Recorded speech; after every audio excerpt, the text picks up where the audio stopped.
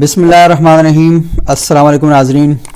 وہ انقلاب جو 5 دن پہلے راولپنڈی کی سرزمین پر جس نے جنم لیا تھا، آج وہ انقلاب ختم ہو چکا ہے۔ کمشنر راولپنڈی لیاقت علی چٹھا صاحب نے آج دونوں ہاتھ جوڑ کر 3 صفحوں کا سٹیٹمنٹ دیا، جس میں انہوں نے الیکشن کمیشن آف پاکستان سے معافی مانگی ہے اور کہا ہے کہ دھاندلی سے متعلق اپنے غلط بیان پر شرمندہ ہوں، اور انہوں نے یہ بھی کہا کہ پنڈی ڈویژن میں الیکشن ڈیوٹی سر انجام دینے والے کسی بھی ریٹرننگ آفیسر کو کسی کی حمایت یا انتخابی عمل میں مداخلت کا حکم نہیں دیا۔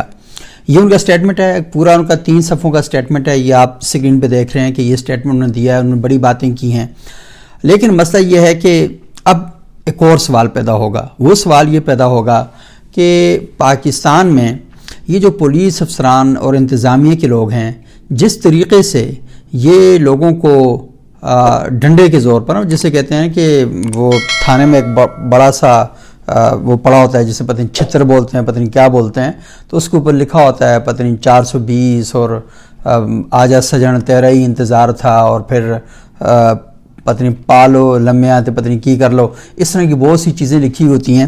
تو وہ جب لگتا ہے نا، تو ان لوگوں نے آج تک تو صرف آرڈر ہی دیے تھے کہ اس کو مارو، اس کو پھینٹی لگاؤ، تھپڑ لگا دو، لمحہ پا دو، یہ کر دو، وہ کر دو۔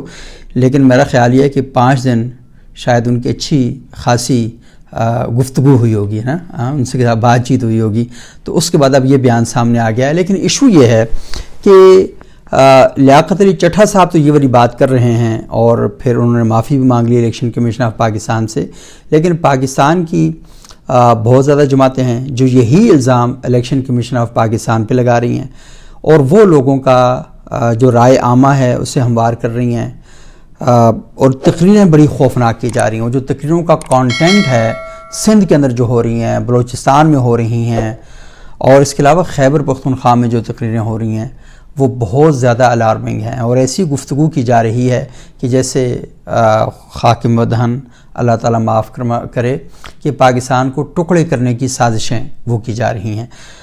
اس کے اندر یہ سوالات بھی بڑے اہم ہیں جو انتخابات سے متعلق ہوئے ہیں۔ دیکھیں فافن نے جو اپنی رپورٹ پیش کی ہے، اور اس کے علاوہ جو عالمی اداروں نے رپورٹس پیش کی ہیں، اور الیکشن پر جو سوالات اور تحفظات اٹھائے گئے ہیں، یہ سارے بھی اپنی جگہ موجود ہیں۔ تو ہم یہ نہیں کہہ سکتے کہ کسی ایک طرف سے تو بہت اچھا ہو رہا ہے اور باقی جو سمتیں ہیں وہاں سے غلط ہو رہا ہے۔ تو بہت زیادہ سوالات ہیں، اور قوم کو مطمئن کرنا یہ بیسک رسپانسبلٹی ہے الیکشن کمیشن آف پاکستان کی کہ وہ لوگوں کو مطمئن کرے، اور جو سوالات لوگوں کے ذہنوں کے اندر پیدا ہو رہے ہیں ان سوالات کا حل کیا جانا چاہیے۔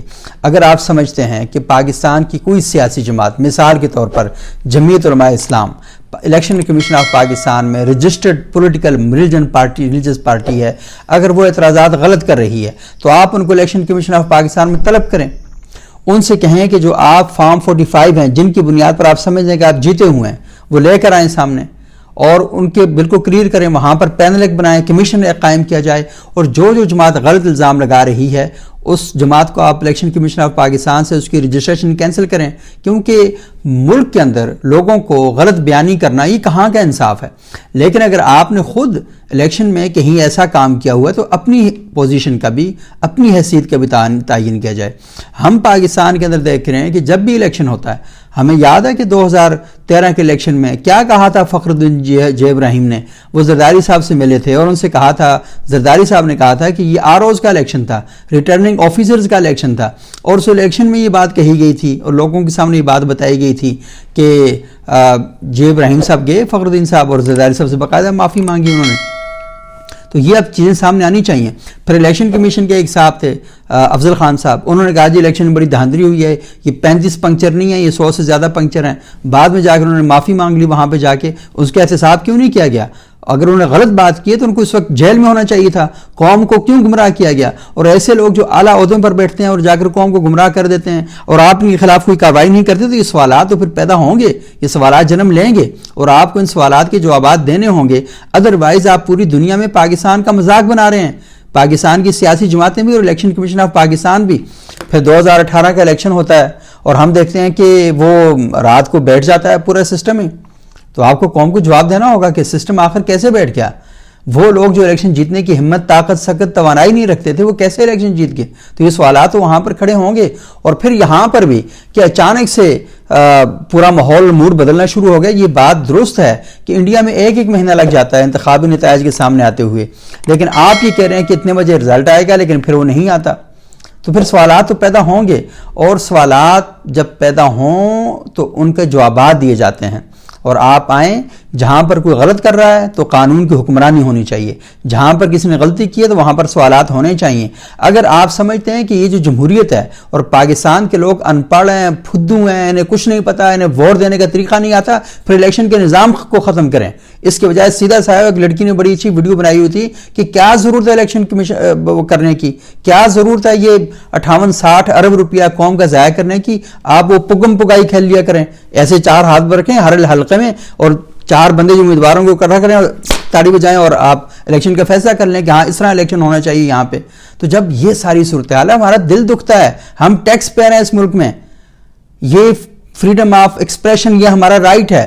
ہم اس سے متعلق بات کریں، ہم پوچھیں اگر جمہوریت ہے یہاں پہ. اگر جمہوریت نہیں تو پھر بتا دیں کون سا سسٹم یہاں پہ کام کر رہا ہے. ہمیں تو یہ بھی سمجھ نہیں آ رہی کہ سسٹم ہونا کون سا چاہیے. آپ یہ دیکھ لیں کہ کچھ عرصہ پہلے ہمارے عمران خان سے بتایا کرتے تھے اس ملک میں ایران جیسا نظام ہونا چاہیے، اس ملک میں خمینی جیسا نظام ہونا چاہیے. اچانک سے وہ سوئے اٹھے، انہیں پتہ چلا چین کا دورہ کرنے کے بعد، نہیں یار یہ سسٹم صحیح نہیں ہے، چین والا نظام یہاں پر ہونا چاہیے. ایک صاحب سوئے اٹھے، ان کو پتہ چلا یار یہ چین بھی سیٹ نہیں ہے، ترکی کا نظام ہم اس ملک میں قائم کریں گے. کچھ مولوی حضرات کھڑے ہوتے ہیں، کہتے ہیں سعودی عرب جیسا نظام ہم یہاں قائم کریں گے. آپ کا بھائی اپنا بھی کوئی نظام ہے یا نہیں ہے؟ یہاں کی پارلیمنٹ ہے، یہاں پر سسٹم موجود ہے، اس سسٹم کو آپ چلنے کیوں نہیں دیتے؟ تھانوں کچہریوں پر آپ لوگوں کا کیوں قبضہ ہے؟ اور آپ کہہ رہے ہیں جی ملک خراب ہے. جو چیف جسٹس عہدہ چھوڑ کے جاتا ہے وہ ہمیں بتا رہا ہوتا ہے ہمیں نظام انصاف قائم کرنا ہوگا. ارے تم کس مرض کی دعا ہو؟ تم کس لیے یہاں پر بیٹھے رہے ہو؟ آپ ہر معاملے میں 100 موٹو لیتے ہیں، رات کو 12 بجے آپ عدالتیں قائم کر لیتے ہیں، لیکن اس ملک کے شہریوں کے لیے، اس ملک میں نظام انصاف قائم کرنے کے لیے ہزاروں کی تعداد میں کیسز ہیں جو سپریم کورٹ کے اندر پڑے ہوئے ہیں، عدالتوں میں پڑے ہوئے ہیں. کر کیا رہے ہیں آپ؟ انگریزوں کا نظام ابھی تک آپ لوگوں نے نافذ کیا ہوا ہے. مہینہ آپ گرمیوں کی چھٹیوں پہ چلے جاتے ہیں. بھائی آپ نے کہاں جانا ہوتا ہے؟ انہوں نے تو لندن برطانیہ جانا تھا، آپ نے کہاں جانا ہوتا ہے؟ اور پھر جب یہ ساری باتیں ہوتی ہیں تو پھر توہین عدالت ہو جاتی ہے. جذبات آپ کتنے نازک ہیں، اتنے نازک آپ گینے ہیں کہ توہین ہو جاتی ہے آپ کی.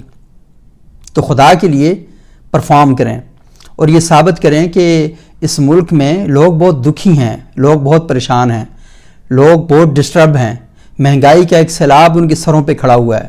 لوگ اپنے بچوں کی دودھ کے پیسے پورے کرنے کے لیے ان کے پاس پیسے نہیں ہیں.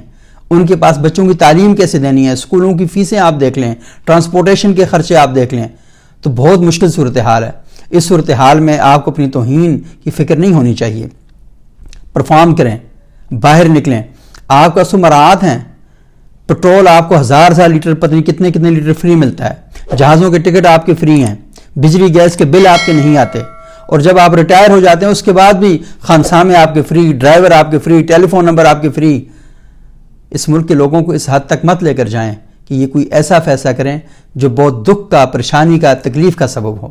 یہ ملک بڑی مشکلوں سے حاصل کیا گیا ہے، اور یہ ملک اس لیے حاصل کیا گیا تھا کہ ہم اس ملک کو ایسا ملک بنائیں کہ جہاں پر لوگ امن کے ساتھ، استحکام کے ساتھ رہیں. اور کیا پتا تھا کہ یہاں پر یہ ساری مجھے چیف جسٹس صاحب پاکستان کے، میں ان کا بڑا احترام کرتا ہوں. پاکستان کے اسپیکر نیشنل اسمبلی، پاکستان کا صدر، پاکستان کا وزیر اعظم قرآن سر پہ رکھ کے اور طلاق اٹھا کر یہ کہہ دے کہ ہاں اس ملک میں جو نظام چل رہا ہے اس سے مطمئن ہے. یہ جو آئی جیز ہیں صوبوں کے، وہ کہتے ہیں کہ ان کے صوبوں کے اندر پولیس جو ہے وہ ٹھیک طریقے سے کام کرتی ہے. اسلام آباد کا آئی جی یہ کہہ دے کہ ہاں ہماری جو پولیس ہے بالکل ٹھیک ہے، یہ پولیس کرپٹ نہیں ہے، یہ چور نہیں ہے، رشوت نہیں لیتی. یہ بات قرآن سر پہ اٹھا کے کر دے. آپ مذاق سمجھتے ہیں، اور کب تک یہ مذاق آپ لے کر چلیں گے اس ملک کے ساتھ؟ تو اگر آپ اس طرح کا نظام، اس کو نظام پتہ نہیں کہا جا سکتا، نہیں کہا جا سکتا، بے ایمانی پر مبنی. وہ کسی نے کہا تھا نا کہ جنگل میں بھی کوئی نہ کوئی دستور ہوتا ہے، جنگل کا بھی کوئی قانون ہوتا ہے. آپ تو اس سے بھی زیادہ بدتر یہاں پر ہو گئے. مجھے بتا دیں آپ کہ اس ملک میں کوئی شخص یہ سوچ سکتا ہے کہ اگر اس کے ساتھ کوئی ناانصافی کرے؟ اس ملک میں معاملات میرٹ کے مطابق ہوتے ہیں. تھانوں کچہریوں میں فون نہیں چلتے، رشوت نہیں چلتی، پیسہ نہیں چلتا. میں یہاں اسلام آباد میں خود عینی شاہد ہوں ایسے واقعات کا. کہ معصوم بچوں کو ذلیل اور رسوا کیا گیا، کیسز میں ان سے پولیس نے پیسے لیے، اور میں ان پولیس اہلکاروں کو بھی جانتا ہوں جو نماز بھی پڑھتے ہیں اور ساتھ ساتھ رشوت بھی لیتے ہیں، خود جانتا ہوں، ان کے نام سے جانتا ہوں ان کو۔ طواف کعبہ بھی کیا، گنگا کا اشنان بھی، خوش رہے شیطان بھی، راضی رب رحمان بھی۔ آپ اس ملک میں کرنا کیا چاہتے ہیں؟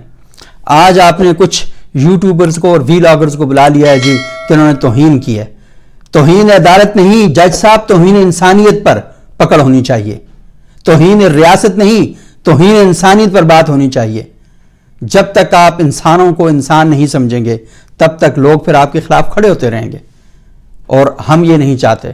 میں ذاتی طور پر یہ چاہتا ہوں کہ یہ جو تنقید، یہ برائے تنقید نہیں ہے، یہ تنقید برائے ترقی ہے۔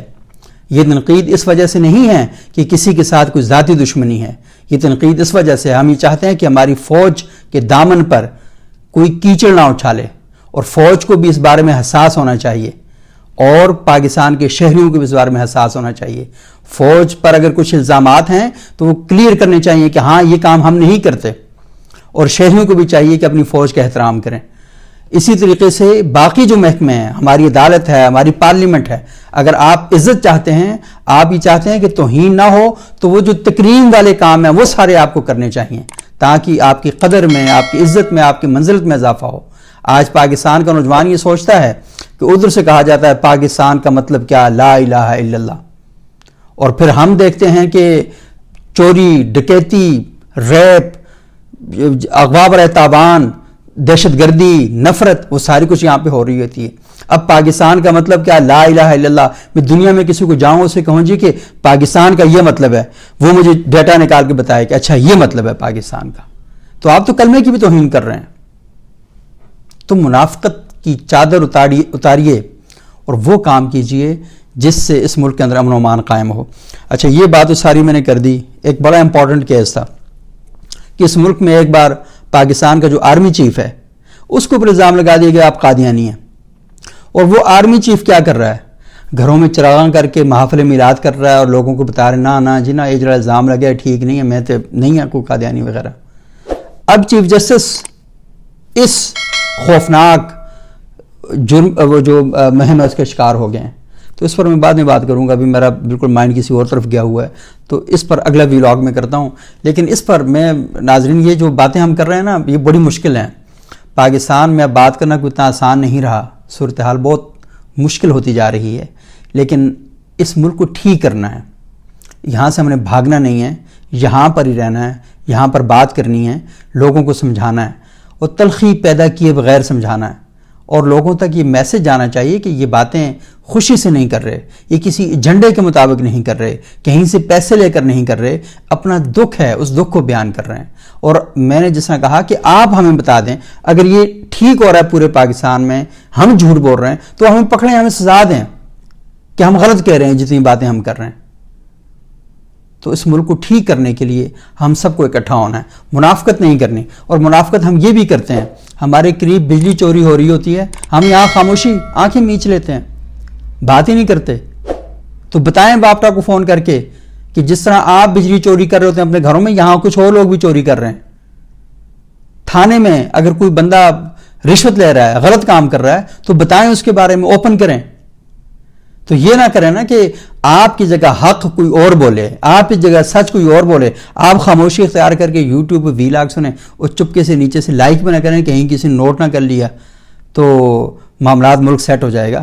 آپ جیسے ٹھگ اور چور جو ہیں نا ان کی وجہ سے ملک خراب ہے۔ اور آپ کو اس بستی کا پتہ ہوگا جس کا ذکر قرآن میں اللہ تعالیٰ نے کیا کہ وہاں پر ایک نیک آدمی بستا تھا اور باقی سارے 2 نمبریاں فراڈ کر رہے تھے، اور جب اللہ تعالیٰ نے کہا کہ اس بستی کو پلٹ دیا جائے تو وہاں پر فرشتوں نے کہا یا اللہ وہاں پر تو تیرا ایک بڑا نیک آدمی رہتا ہے، نہ کسی دی چنگی وچ نہ کسی دی مندی وچ، نہ وہ کسی کو اچھا کہتا ہے نہ کسی کو برا کہتا ہے، ہر وقت تسبیح پکڑی ہوئی اس نے اور سبحان اللہ الحمدللہ کے ورد کرتا رہتا ہے۔